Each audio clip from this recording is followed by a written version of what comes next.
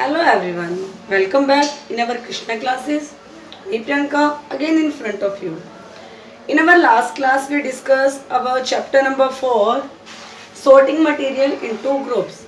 इस चैप्टर में हमने लास्ट क्लास में हमने डिस्कस की थी प्रॉपर्टीज कुछ मटेरियल्स की कि कैसे हमें पता चलता है कि कौन से शाइनी सब्सटेंस हैं, कौन से सोल्यूबल हैं, ठीक है। तो इनकी किस मटेरियल को किस कैटेगरी में रखा जाता है वो हमने उसके बारे में डिस्कस किया था। लास्ट क्लास में हमने अपीयरेंस बात की थी, सोल्यूबल और इनसोल्यूबल सब्सटेंस की बात की थी एंड इसके अलावा हार्डनेस की बात की थी। आज हम बात करते हैं नेक्स्ट प्रॉपर्टी की, विच इज ऑब्जेक्ट में फ्लोट और सिंक इन वाटर। अब मान लो कुछ आपने नोटिस किया होगा, कई बार आप वैसे खेलने के मूड में होते हो तो पानी के अंदर मान लो ऐसे नॉर्मली कहीं भी पॉन्ड है, वो लेक है, आप क्या करते हो, एक कंकर फेंकते हो या कुछ भी स्टोन फेंकते हो तो क्या होता है, वो डूब जाता है, उसके ऊपर तैरता है। तो आपने ऑब्जर्व किया होगा कि वो जो आपने स्टोन फेंका है पानी के अंदर, वो पानी के अंदर सिंक हो गया होगा, यानी कि डूब गया होगा।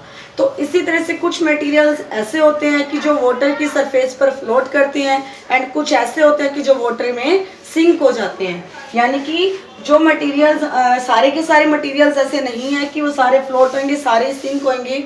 कुछ मटेरियल्स ऐसे होते हैं कि कुछ फ्लोट हो जाते हैं, कुछ सिंक हो जाते हैं। अब हम बात करते हैं ट्रांसपेरेंसी की। ट्रांसपेरेंसी मतलब पारदर्शिता की, वो चीज़ कितनी दिखती है हमें, कितनी नहीं दिखती।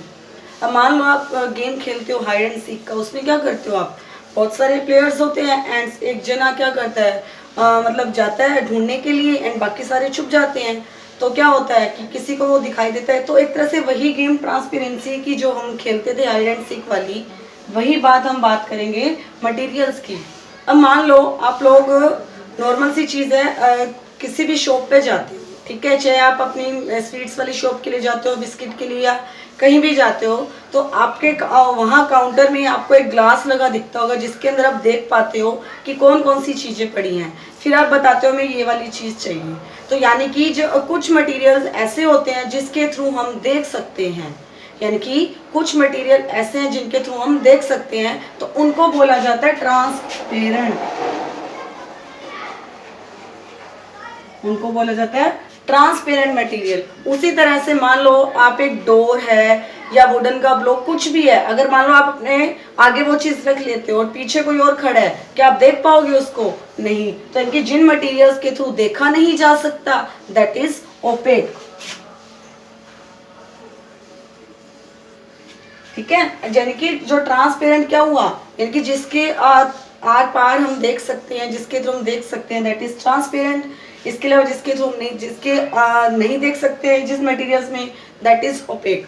अब मान लो कई बार आप क्या करते हो, अपने हेयर्स पर नॉर्मली एक पेपर लिया आपने, ठीक है, पेपर को आप अगर बल्ब के सामने कहीं भी तो हल्का हल्का सबको दिख जाएगा, जो भी उस पर लाइंस वगैरह है जो भी है।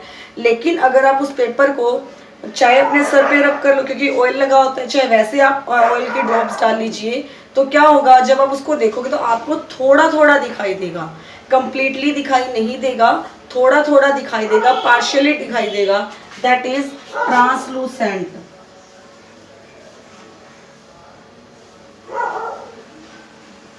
यानी कि जिन मटेरियल के थ्रू देखा जा सकता है दैट इज ट्रांसपेरेंट, जिनमें नहीं देखा जा सकता ओपेक, एंड जिनमें थोड़ा बहुत देखा जा सकता है ट्रांसलूसेंट। इसी तरह से जो विंडो के ग्लास होते हैं, विंडो में जो मिरर लगा होता है, ग्लास कांच लगा होता है, उसके थ्रू भी आप कई बार देख, लेकिन कई बार मिरर ऐसे लगे होते हैं उसके अंदर कि आपको क्लियरली नहीं दिखाई देता, लेकिन हल्का हल्का सा दिखाई देता है, एज अ स्पॉट दिखाई देता है, यानी कि धब्बे एक तरह से। तो इनकी जिसमें से क्लियरली नहीं दिखता लेकिन थोड़ा बहुत दिखता है, that is translucent.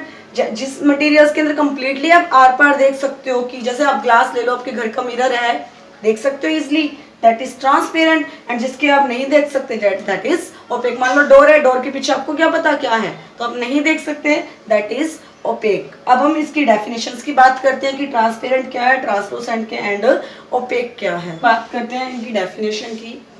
Transparent materials क्या है, materials through which things can be seen, यानी कि जिन मटेरियल्स के थ्रू हम थिंग्स को देख सकते हैं, दैट इज ट्रांसपेरेंट। नेक्स्ट है opaque, materials through which things can not be seen, यानी कि एक कोई भी ऐसा मटेरियल जिसके थ्रू हम थिंग्स को नहीं देख सकते, that is opaque material.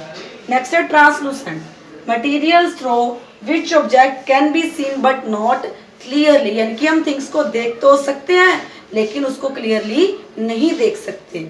With this topic we completed our 4th chapter which is sorting materials into group. इस हमने चैप्टर में देखा कि ऑब्जेक्ट है वो किसी न किसी मटीरियल से बनते हैं।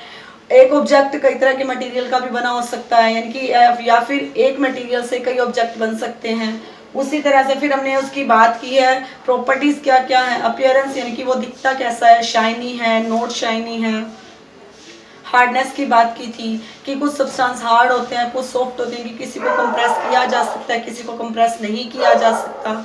उसी तरह से फिर हमने बात की थी आपकी सोलेबल एंड इनसोलेबल की, कि वाटर के अंदर जो सब्सटेंस डिसॉल्व हो जाते हैं, घुल जाते हैं, that is soluble substance, and जो डिसॉल्व नहीं होते दैट इज इनसोलेबल। फिर हमने बात की ट्रांसपेरेंसी की, कि जिसके थ्रू हमें कोई चीज़ें हम देख सकते हैं, नहीं देख सकते या क्लियरली नहीं देख सकते। तो आई होप ये आपको चैप्टर अच्छे से समझ आ गया होगा।